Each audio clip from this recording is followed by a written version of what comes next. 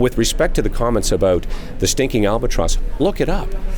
It's a reference to an old literary poem I read as a kid called The Rime of the Ancient Mariner, where a man who was on a ship had an albatross put around his neck and he couldn't get rid of it. He didn't put it there, but he struggled to get rid of it. And that was the issue, that Andrew Scheer was labeled as being somebody who might reopen this debate, and he wasn't able to move away from that particular narrative.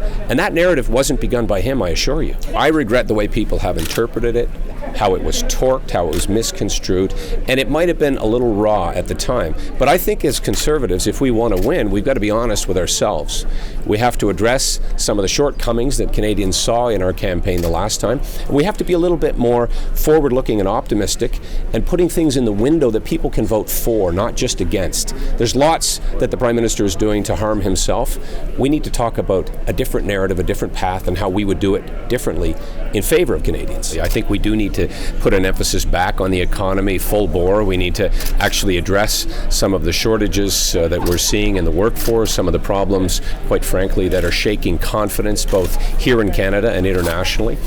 And with respect to my message, I think it's more moderate, more centrist, more in line with Canadians' priorities, which is let's fix some of these fundamental flaws that we're seeing right now in the Canadian economy.